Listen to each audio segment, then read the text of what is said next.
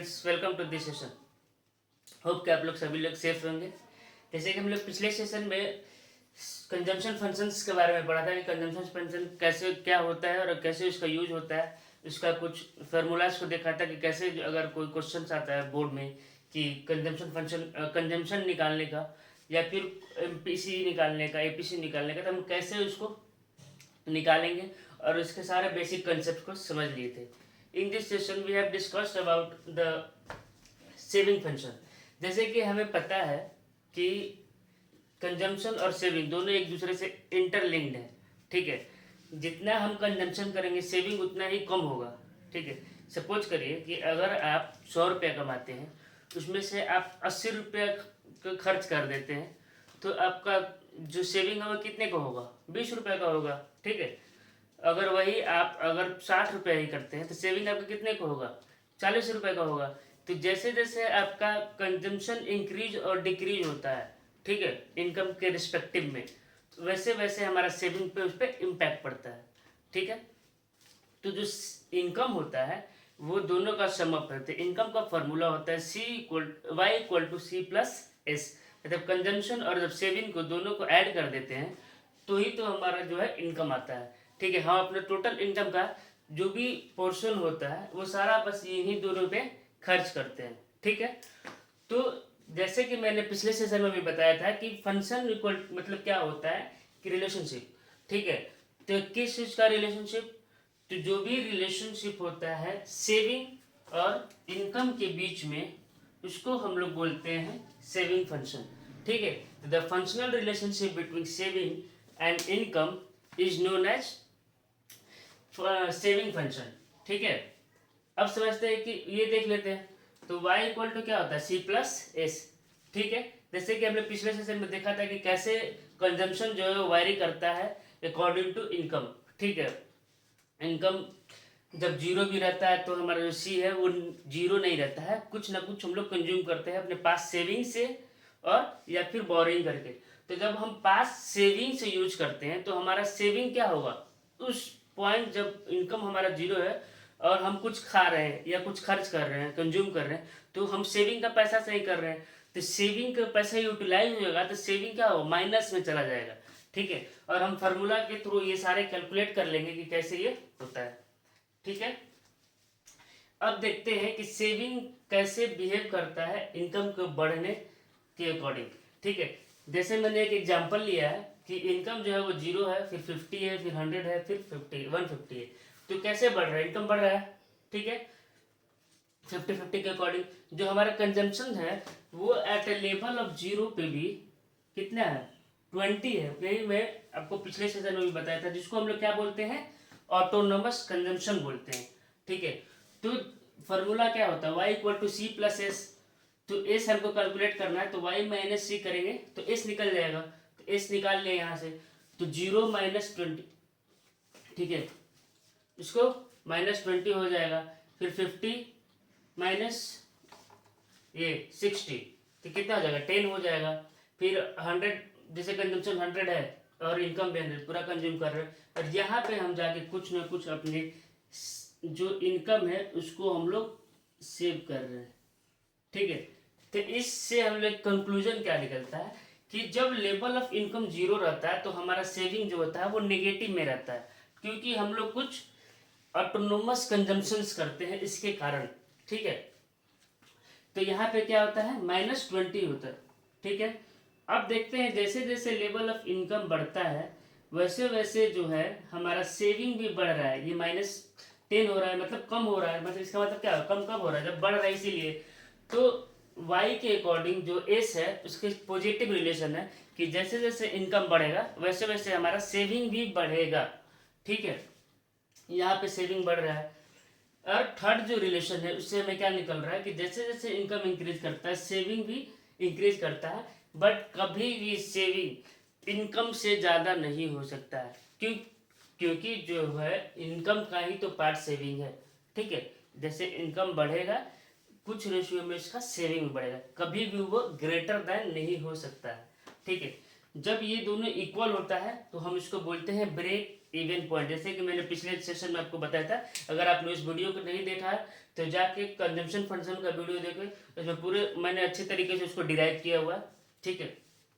तो उसका क्या होता है, ब्रेक इवन पॉइंट बोलते हैं, ठीक है। तो कंक्लूजन क्या हुआ कि एज जो होता है नेगेटिव होता है जब इनकम जो है जीरो होता है, ठीक है। एज जो होता है वो इंक्रीज करता है एज इनकम इंक्रीज करता है, ये भी बढ़ रहा है, ठीक है। इसलिए इसका जो रिलेशन है इनकम के साथ पॉजिटिव होता है, मतलब जैसे इनकम बढ़ेगा वैसे सेविंग भी बढ़ेगा। और एज जो होता है वो हमेशा लेस देन होगा, कब नेवर भी इक्वल टू और ग्रेटर देन इनकम, ठीक है।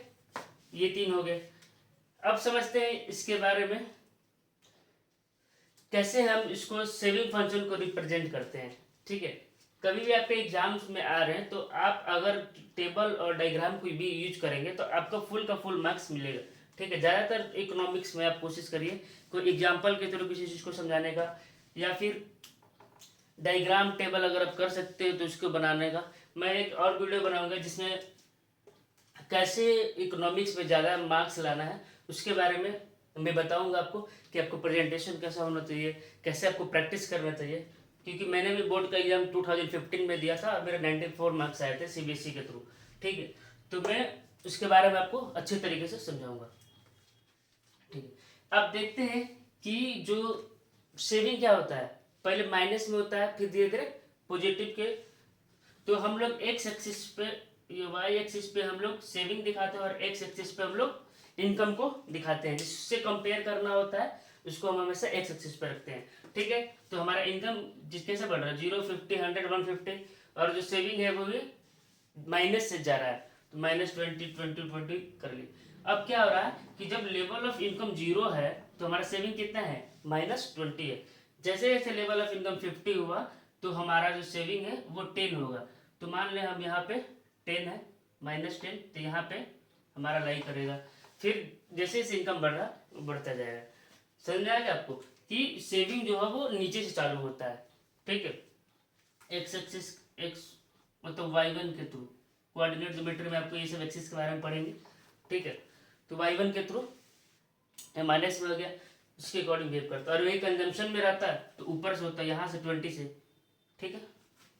अब समझते हैं कि कुछ इसके रिलेटेड कॉन्सेप्ट्स के बारे में, ठीक है, कि मार्जिनल प्रोपेंसिटी टू सेव क्या होता है और एपीसी क्या होता है। मार्जिनल प्रोपेंसिटी टू सेव का मतलब होता है कि हमारा एक एडिशनल इनकम बढ़ने के कारण हम, ठीक है, एक एडिशनल इनकम और एडिशनल सेविंग का जो रेशियो होता है वो मार्जिनल प्रोपेंसिटी टू सेव होता है।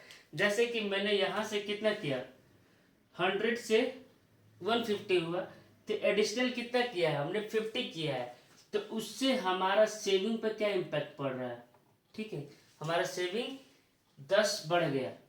समझ में आ रहा है। तो एक एडिशनल इनकम के बढ़ने से, ठीक है, मान लो हम 500 रुपये पहले कमाते थे, ठीक है, और लेकिन फिर हमें 50 रुपीज़ और मिल गया, तो उस 50 रुपीज़ के मिलने से, वो एडिशनल इनकम से मिलने से हमारा जो सेविंग है पे क्या इम्पैक्ट पड़ेगा। मान लो पहले 500 रुपये में हम लोग 50 रुपये बताते थे, तो अब उस 50 रुपये के बढ़ने के कारण उस पर इम्पैक्ट क्या पड़ेगा, सेविंग 50 से में भी 52 रुपया हो जाए, 53 रुपया हो जाए। तो जो 3 रुपये का एडिशन है वही मार्जिनल प्रोपेंसिटी टू सेव होता है, ठीक है। अगर आपको नहीं समझ में आए वीडियो को बार बार देखिएगा, आपको इजी भाषा में समझ में आ जाएगा, ठीक है। तो मार्जिनल प्रोपेंसिटी टू सेव का मतलब होता है the rate at which saving response to a given income. वो रेट जहाँ पे सेविंग जो है वो रिस्पॉन्स करता है इनकम के अकॉर्डिंग, ठीक है। यहाँ से समझ में आ गया। तो it measure at the ratio between the additional saving and according to additional income. Additional saving जो होता है एडिशनल इनकम के कारण, जैसे मैंने अभी आपको एग्जाम्पल के थ्रू समझाया, उसके आप समझ सकते हैं। तो एमपीएस इक्वल टू होता है additional saving upon additional income को हम लोग बोलते हैं delta S upon delta Y, ठीक है। होप कि आपको मार्जिनल प्रोपेंसिटी टू सेव समझ में आ गया होगा। अब समझते हैं एपीएस क्या होता है, एमपीएस क्या होता है। जो एमपीएस मैंने पहले ही बता चुका हूँ, ठीक है। तो एपीएस का मतलब होता है एवरेज प्रोपेंसिटी टू कंज्यूम। याद करिए मैंने आपको एपीसी के बारे में बताया हुआ था कि एवरेज प्रोपेंसिटी टू कंज्यूम क्या होता है। तो एवरेज प्रोपेंसिटी टू कंज्यूम का मैंने क्या बताया कि total consumption according to total income. तो यहाँ पे क्या हो जाएगा, जस्ट यहाँ पे हम लोग इनकम कर रहे, सेविंग कर रहे हैं, ना कि कंजम्पशन कर रहे हैं, तो उसको हम लोग बोलेंगे the ratio between total saving and total income is known as APS. ये अगर हम काउंट कर ले पूरा, और ये पूरा काउंट कर ले, तो हमारा जो है क्या निकल जाएगा, एपीएस निकल जाएगा। ठीक है, हम पूरा 0, 50, 100 कितना है टोटल 150/10, 150/10 करेंगे। ठीक है, तो उसके अकॉर्डिंग हमारा एपीएस निकल जाएगा। जैसे ये एग्जांपल के थ्रू समझते हैं कि कितना हो जाएगा। तो सेविंग कितना है 10 है, 150 पे 15 15 0 100 0.6 के आसपास आएगा। वही अगर एमपीसी निकालते हैं, MPS marginal propensity to consume, वो एडिशनल यूनिट, तो वो 10 है, 10 पर कितना हो जाएगा 50 था ना, 50 हो जाएगा, समझ जाएगा 0.2 आएगा, इसको 0.6 आएगा। ठीक है, तो एमपीएस के बारे में मैंने आपको बता दिया हो कि एक एडिशनल यूनिट, मान लो मैंने जैसे एग्जांपल दिया था, एक एडिशनल यूनिट सेविंग से, मतलब इनकम को बढ़ने से सेविंग पे जो इम्पैक्ट पड़ता है वो जो होता है मार्जिनल प्रोपेंसिटी टू सेव होता है। ठीक है, एपीएस, सॉरी मैं फॉर्मूला बताने भूल गया कि saving per unit of total income, total income का पर यूनिट जो सेविंग होता है वो एपीएस होता है। ठीक है, इसका फॉर्मूला होता है S/Y। और एमपीसी में क्या होता है, एडिशनल इनकम को बढ़ने से जो हमारा सेविंग बढ़ता है उसी के रेशियो को हम लोग एमपीएस बोलते हैं। तो saving per unit of additional income, एक एडिशनल इनकम बढ़ने से सेविंग पे जो पर यूनिट बढ़ता है वो एमपीएस होता है। तो डेल्टा S/डेल्टा Y को हम लोग एमपीएस के नाम से जानते हैं। अब एक अलजेब्रिक रिप्रेजेंटेशन ऑफ इस फंक्शन, इसके बारे में समझते हैं। ठीक है, तो जैसे कि हमने कंजम्पशन फंक्शन में पढ़ा था कि C इक्वल टू क्या होता है, C डैश प्लस BY, ये हमने पढ़ा था। ठीक है, यहाँ पे B क्या था, ठीक है एमपीसी था। ठीक है, एमपीसी था मार्जिनल प्रोपेंसिटी टू कंज्यूम, मतलब एडिशनल इनकम को बढ़ने से जो एडिशनल कंजम्पशन होता है वो होता है एमपीसी।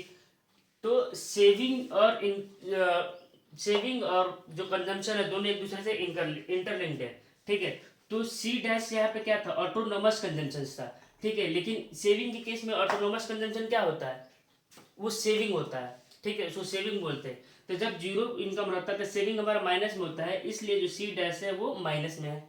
ठीक है, plus 1 minus B, 1 minus B हमने क्यों लिखा है, बी क्या है एमपीसी है। ठीक है, और 1 माइनस बी क्या है एमपीएस है। जैसे मैं आपको आगे नेक्स्ट वीडियो में बताऊंगा कि एमपीसी, चलो मैं अभी आपको डिराइव कर देता हूँ। देखिए MPC plus MPS equal to 1 होता है। ठीक है, ये डेरिवेशन है, ये एग्जाम में पूछता है कि एमपीसी और एमपीएस इक्वल टू 1 होता है, एपीसी और एपीएस इक्वल टू भी 1 होता है। तो इसको हम लोग कैसे डिराइव करते हैं, marginal propensity to consume delta C/डेल्टा Y प्लस डेल्टा S/डेल्टा Y इक्वल टू 1 प्रूव करना है। ठीक है, अब इसको हम लोग कॉमन ले लेंगे तो क्या हो जाएगा, डेल्टा C प्लस डेल्टा S/डेल्टा Y। ठीक है, तो हमने अभी पढ़ा है कि y इक्वल टू होता है C प्लस S, तो delta C plus S equal to क्या होगा, y हो जाएगा। तो डेल्टा Y हो जाएगा, ऊपर नीचे भी y हो जाएगा, इसको कट डाउन करेंगे तो हमारा जो है मतलब एपीसी और एपीएस इक्वल टू 1 होता है। ठीक है, तो यहाँ पे भी 1 में से जब एपीसी घटा देंगे तो हमारा क्या आ जाएगा, मार्जिनल प्रोपेंसिटी टू सेव आ जाएगा। तो 1 माइनस बी क्या है, मार्जिनल प्रोपेंसिटी टू सेव है, और y इक्वल टू इनकम है। इसके थ्रू हम लोग कोई भी जो क्वेश्चन आएंगे उसको सॉल्व कर सकते हैं। तो s इक्वल टू क्या होता है, C dash minus C dash plus 1 minus BY। ठीक है, इसके थ्रू हम लोग कोई भी सेविंग से जो फंक्शन है उससे क्वेश्चन आएगा तो हम लोग सॉल्व कर देंगे। एपीसी, जैसे एपीसी और एमपीसी में अगर निकालना होगा एपीसी प्लस एपीएस। ठीक है, तो एपीसी इक्वल टू क्या होता है, C/Y, यहाँ पे S/Y वाई कॉमन लेंगे C plus S. C plus S क्या है, किसको बोलते हैं, वाई को बोलते हैं, तो वाई अपन वाई कटाएंगे क्या होगा 1। तो एपीसी और एमपीएच दोनों जो है इक्वल टू 1 होता है। ठीक है, होप कि आपको सारा ये समझ में आया होगा। अगर नहीं समझ में आया तो इसको बार बार देखिए, ठीक है, और अपने लोगों के साथ, अपने जो फ्रेंड्स हैं, क्लोज जो फ्रेंड्स हैं उनके साथ शेयर करिए, ताकि ज़्यादा से ज़्यादा लोग देखें होंगे और मुझे मोटिवेशन मिले, मैं और इससे अच्छा वीडियो बनाते रहूं। और ये जो कंटेंट है आपको पूरा बोर्ड के लिए बहुत ही इनफ है। आप इसको भी लिख के आते हैं तो बोर्ड्स में अच्छा मार्क्स मिलेंगे, ये 100% श्योर। ठीक है, तो इस वीडियो में बस इतना ही। Thank you so much.